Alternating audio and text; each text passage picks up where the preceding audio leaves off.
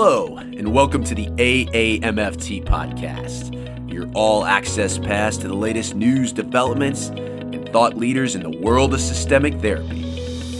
We strive to relate, educate, and innovate, one episode at a time. I'm your host, Dr. Eli Karam, and we're brought to you by the American Association for Marriage and Family Therapy. Our podcast explores topics that relationship-based therapists care about. In addition to featuring unique conversations and interviews with established experts, our show provides information and education on direct practice and emerging trends in the MFT profession. For more information, please visit us at aamft.org. Thanks for listening and enjoy the show.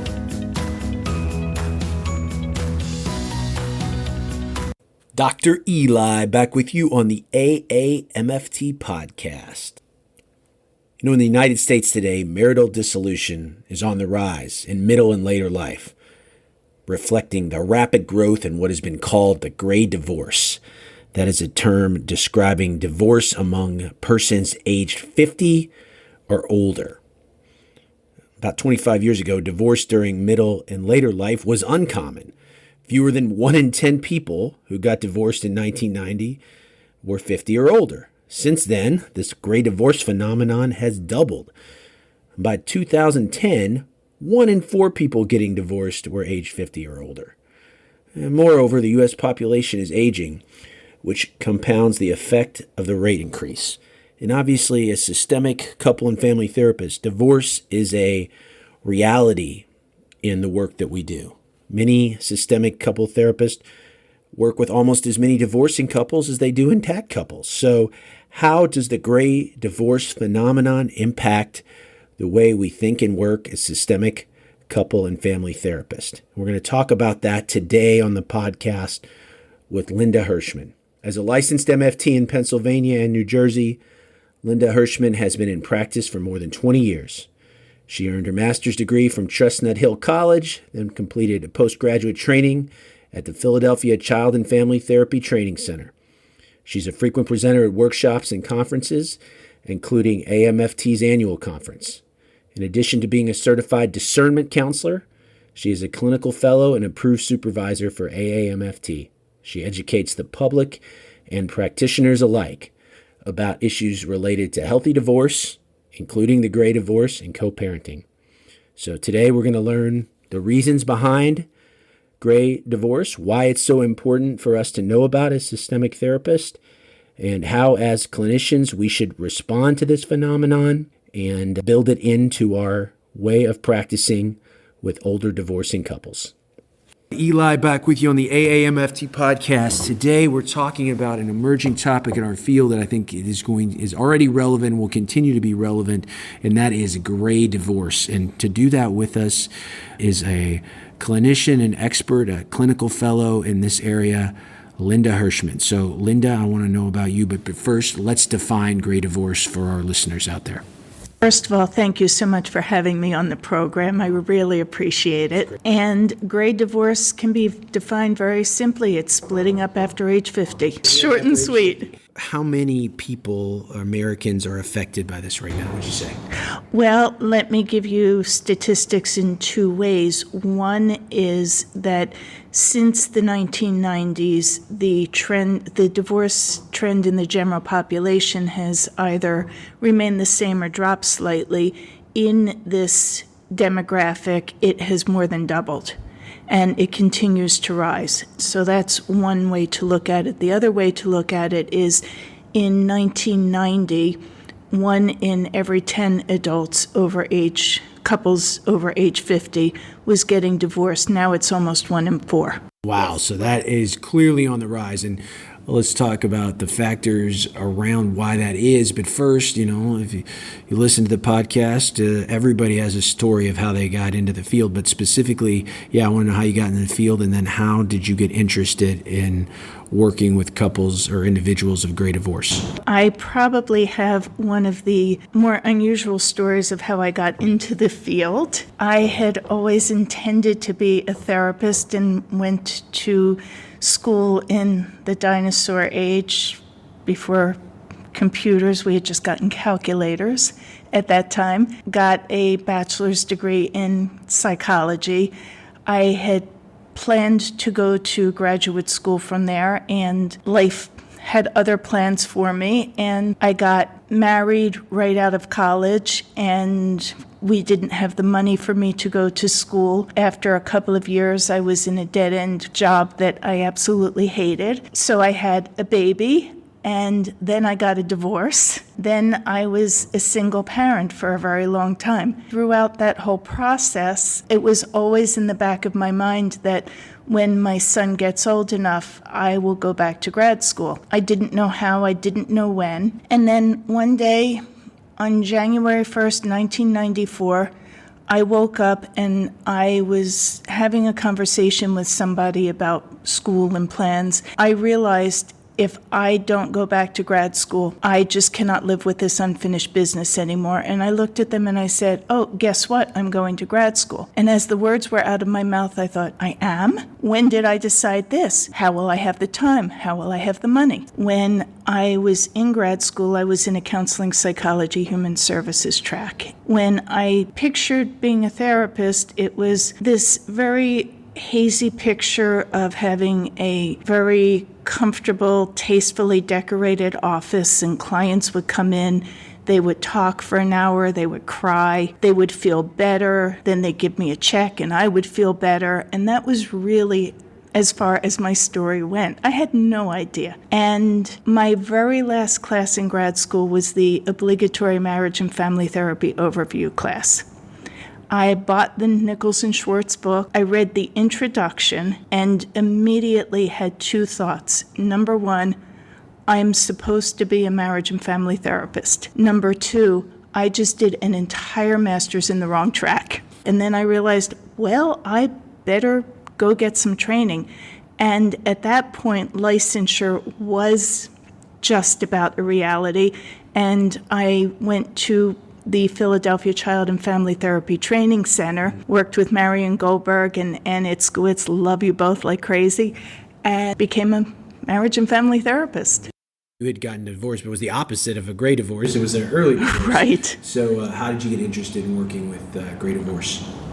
Again, as so much in my career, it was a question of just showing up and being curious. There was a meetup group that was formed in Philadelphia called the Philadelphia Healthy Divorce Professional Network. I found it because I had an unusual free Thursday night because I work 4 evenings a week, and it just so happened that I didn't have anything to do. My husband, I had long remarried at that point. My husband was working. I had been to the gym in the morning, and I just kind of wanted to get out, and I looked for a knitting meetup. And I don't know how, I don't know why, but I put in knitting meetups near me, and what came up was Philadelphia Healthy Divorce Professionals. And it is a group of therapists, divorce coaches, collaborative family law attorneys, and other people who are working with people who are divorcing and are committed to keeping the process as healthy as and inexpensive and family-friendly as possible. And it turned out that the meetup was 2 days later, and I gotten very involved with that group, and the group grew legs. We had a conference the next year. There were 120 therapists that showed up, and Bill Doherty was the keynote speaker, and I had done Bill's Discernment Counseling training, and I got to hang around with him and actually drive him around, which was great for me. I wanted to write an article on the changing face of divorce. In doing research for the article, the term gray divorce came up. And I thought, oh, what's that? That's an interesting term. I started reading about it, didn't do anything with it beyond that, except it did get me to thinking about my clients who were coming in and how many of them are age 50 and older, and that I was treating their marital problems and their concerns in terms of staying together or splitting up the exact way that I was treating all of my divorcing couples. I started questioning that. Why has this been such a spike in this gray divorce in the last 10 years or so? Well, the first question you have to ask is, who is initiating gray divorce? And the answer is women. In the figures I see are anywhere from 61 to 66% of gray divorces are initiated by women.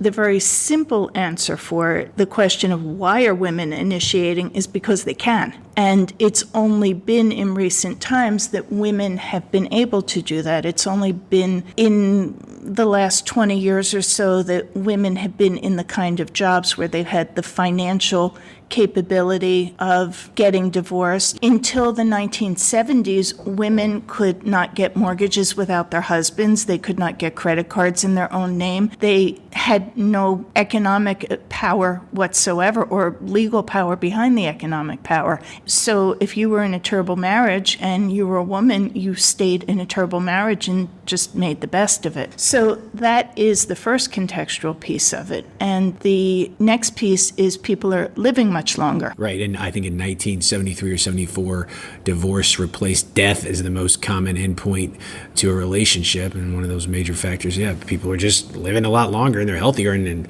if they want to have a quality life, why not, don't do it in a relationship you're miserable. So that's certainly another factor. What else plays a part in it? Another factor is it is more accepted societally. There's not the same stigma about divorce as there was when I was a child. When I was growing up in the 60s and the early to mid 70s, we didn't know many people who were getting divorced, and if we did, it was looked on as not a great thing. Those are the three main factors. So I'm also thinking, before we talk about what this looks like clinically, Linda, let's talk about the risk factors of couples that are may be heading towards this gray divorce. Main risk factor is when it's a second marriage or greater. You've broken that boundary, you know you can survive and move on, and it does make it easier. Also, we know that if you get divorced and you don't go and do your own work, you're going to replicate the same dynamics in the next marriage, and with every subsequent marriage, the odds of getting divorced again get higher and higher. Larry King just got divorced, I think for the 7th or 8th time at age 89. Yeah, so a lot of your gray divorce couples have been married before, I imagine. Yes, and another risk factor, and I have some questions about this, and I have more research and thinking to do about this, is Blacks and Hispanics are more likely to get divorced than Caucasians. What does, in your experience, the clinical presentation of somebody preparing to go through gray divorce, or maybe you see them post the divorce, what does it look like from an MFT perspective? All of the above. I have clients who come in who are divorce questioning. I have couples who come in who decide that they want to get a divorce. I have couples who come in for discernment counseling, and I have people coming in post-divorce. So one thing it does have in common with working with younger couples is we're going to see it all as MFTs. Individuals that you've seen that have made the decision to divorce in later life, we talk about putting yourself out there in the dating world. What are other things that they have to consider that maybe they haven't fully discerned when they made that decision?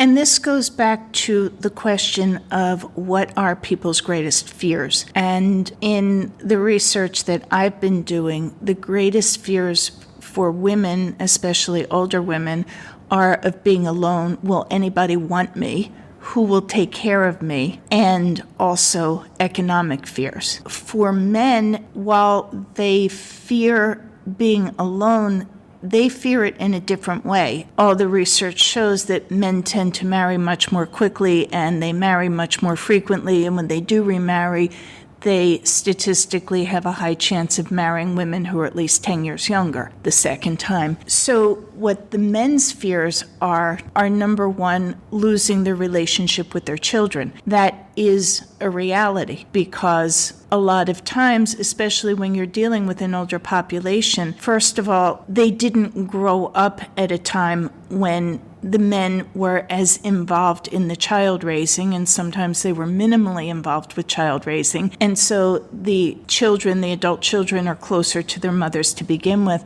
Also, their mothers tend to need them more. They tend to need their help more. So there is a very real problem of the relationship with the adult children suffering. And when men do remarry, they tend to develop loyalty issues to their second wives and their families so that they're not perceived as a bad husband this time around. You do mention the kids, and I think when we think of this is a decision that involves the couple, but it also involves the larger family system, children. And, I'm wondering what your thoughts about the impact on the adult relationship with children in this great divorce. And I'm guessing that's not something that a couple is going to consult the kids on, but it certainly impacts them no matter how old they are. What are your thoughts on that? It's huge. There is a term for it. They're called ACODs, Adult Children of Divorce. One of the things you would ask the question about what are the considerations that you might want to bring up with older couples that are different than with younger couples. People tend to have this belief that, well, my kids are grown, they're adults, they'll understand and they can handle it. And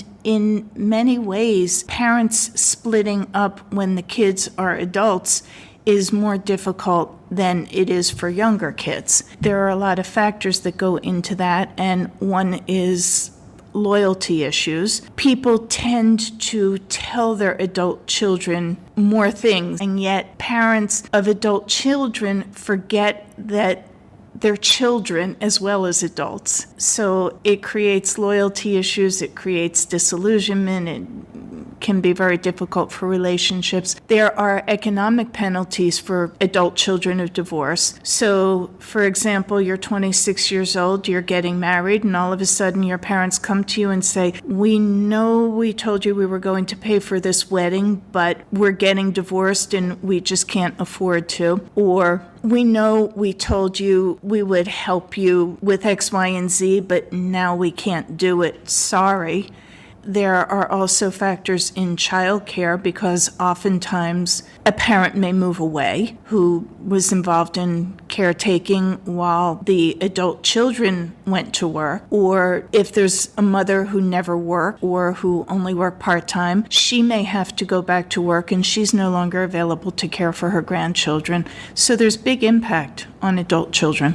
How do you think age has impact on the ability to seek help? There is a generational thing. The older you are, the more likely you are to come from a time when people didn't go to therapy. You didn't air your dirty laundry in public. There are cultural stigmas for older people against seeking therapy. All right, so you're in the midst of writing your book. I am curious, that book, is it to help clinicians work with these type of clients, or is it to also build in protective factors to prevent against gray divorce? Because I am curious what those are too. We've talked about what leads up to it. I'm curious of the factors that can be preventative, because as MFTs, we like to see strength and health, and like as I was saying earlier, divorce isn't necessarily a bad outcome, but perhaps some of these relationships, if there is intervention, there could be a prevention of the gray divorce. I'm curious your thoughts on that. Well, the most protective factors are economic factors. It's shown that couples who own property tend to have lower divorce rates. Gray divorce is not just one entity, because somebody getting divorced at 50 or somebody thinking about divorce at 50 has very different issues and concerns and problems than somebody getting divorced at 75 or 80. Talk to us about the book, what is going to be in there, and then let's talk about, as listeners of the podcast, they like to leave with some skills or tools, some interventions or techniques that you use with clients experiencing gray divorce. The book is called Gray Divorce, a guide for counselors working with later life breakups. And even though therapists are going to be the primary target market, I also am looking at this book for definitely clergy. I think that there is a lot of benefit to clergy in learning what to do and how to conceptualize when these older divorcing couples are coming in. Yeah, with the idea that some clients with the stigma of therapy that you're mentioning earlier, they may not reach out to an LMFT, but they would reach out to their pastor or priest. Absolutely. And What this book does is discusses gray divorce in a systemic way. It ties together all the different pieces. It ties together the impact on the family system. It talks about the numbers and the trends and everything else. It discusses the changing face of divorce and some of the options that are available now when you're either divorce questioning or you're going through divorce that were not available even 5 years ago. It pulls together everything, plus gives therapists a guide on some tools that they can use specifically to work with older people who are divorcing. Yeah, let's talk about those tools. Okay, there are, of course, the usual tools. When somebody comes in, and another thing I should mention, when somebody comes in and they're considering gray divorce, they also are very likely struggling with end-of-life issues and existential issues. And it's important for therapists to understand that it's a multi-layered thing, that not only are you looking at being alone, it becomes very real that you may die alone while your partner that you've been with for 30 or 40 years is still alive and well and going on their own way. Yeah, and it's hard enough to deal with if it was your choice for the divorce, but if it wasn't your choice and now you're kind of grapple developmentally this stage of life with a divorce, which is not something you necessarily build into the life cycle, it's like a double whammy, yeah. Some of the tools that are common for anybody that you would be working with in transition are things like helping them to envision what their new life would be, finding ways to help empower them to move into their new life, teaching them, I'm a big mind-body person, teaching them a lot of somatic tools to calm their anxiety and fears.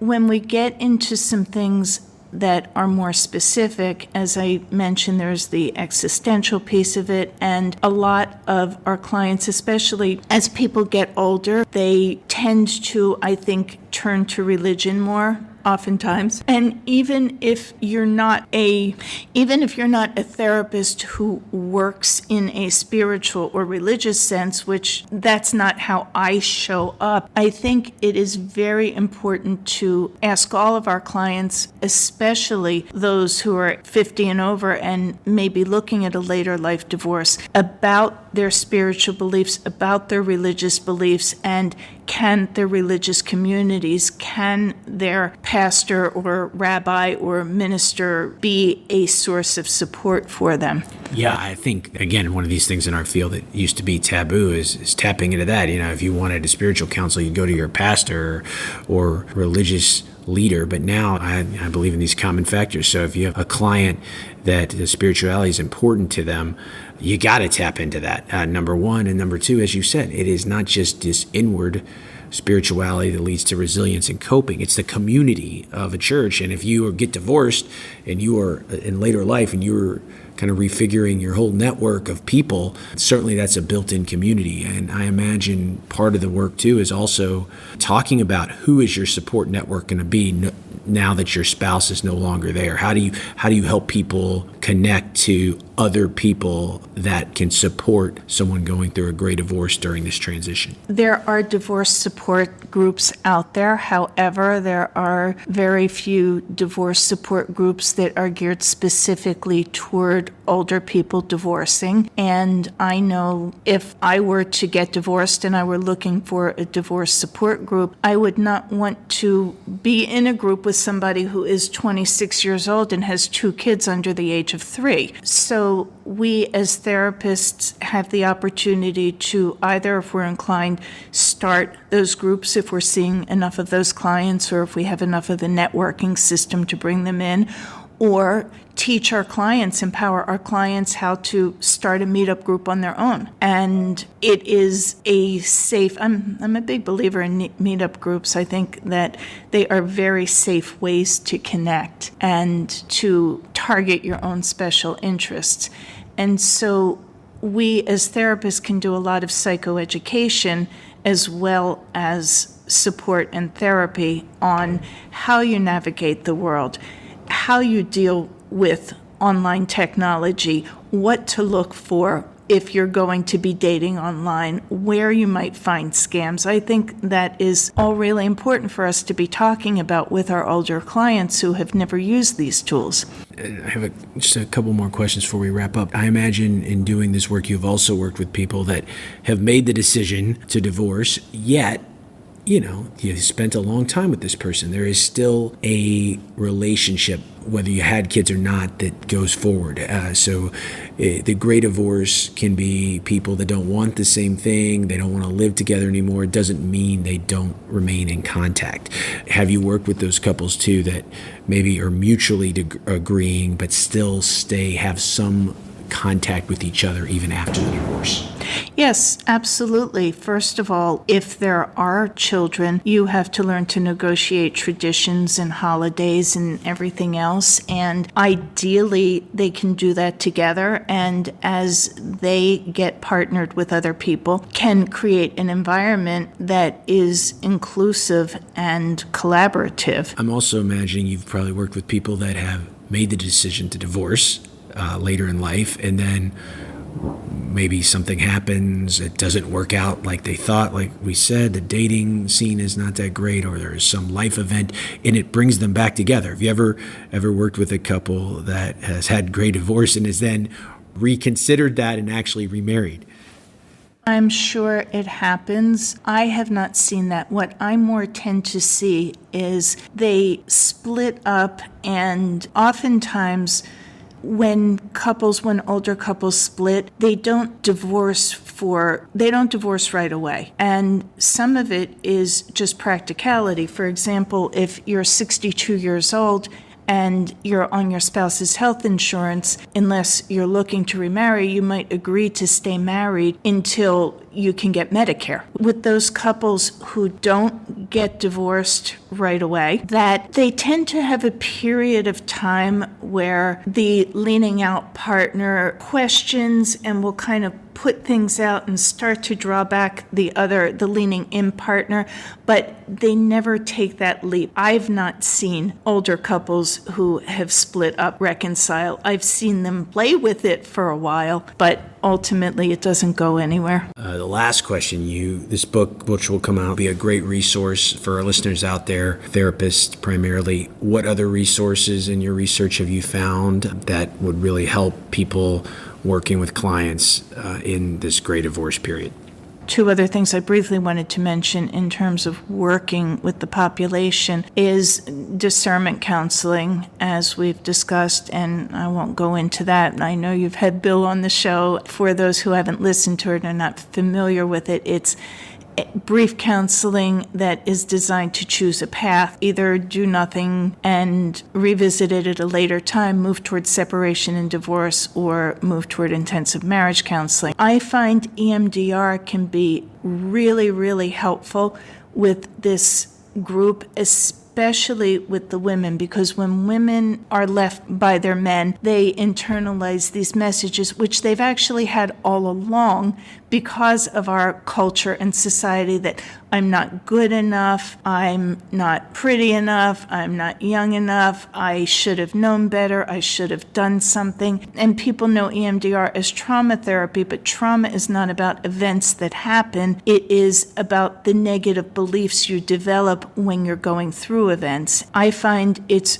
extremely empowering when I use EMDR with clients and they're able to move through and change their negative beliefs about themselves. It helps them to envision and move toward a better life. One thing I did not mention in terms of a resource that we didn't discuss, because there's only so much we could discuss here, but now that gay marriage is legal, gay divorce is also legal. So you're going to have gay and lesbian couples, and lesbians actually have a higher divorce rate than gay men, so you may have those couples coming in, and so it's important to educate yourself on working with the concerns and challenges of older gray gay divorce.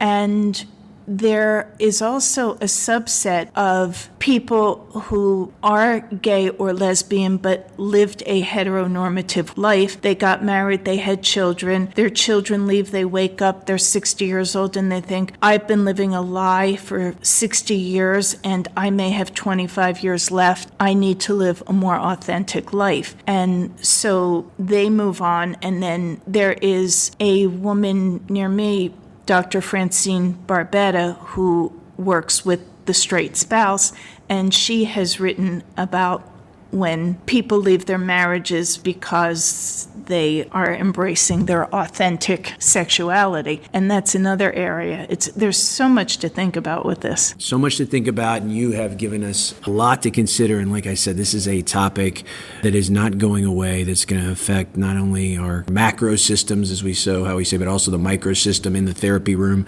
of both people, as you said, coming together on the brink of making this decision and then working with individual clients post-gray divorce. So I can't thank you enough, Linda.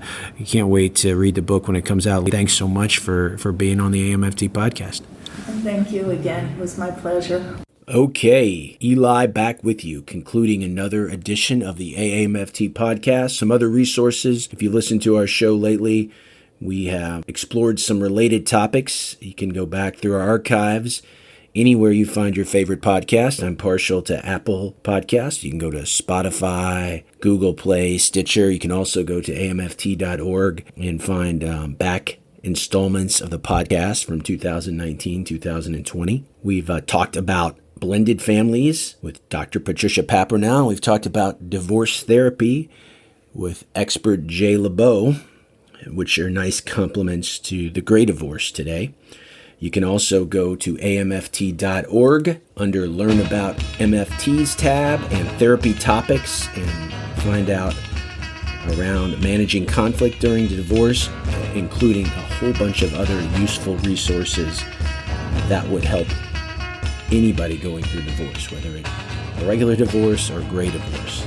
As always, these topics come from you, the listener, and we love feedback. You can get a hold of me at info@elikaram.com, ELIKARAM. Find us on Twitter. Join the conversation. I'm at Dr. Eli Live, and the AMFT is at the AAMFT. We love bringing you this show and hope to keep doing it. We are rising through the ranks of the mental health podcast, so please leave a review, a star rating. It helps a lot. Until next time, my friends, stay safe, stay systemic.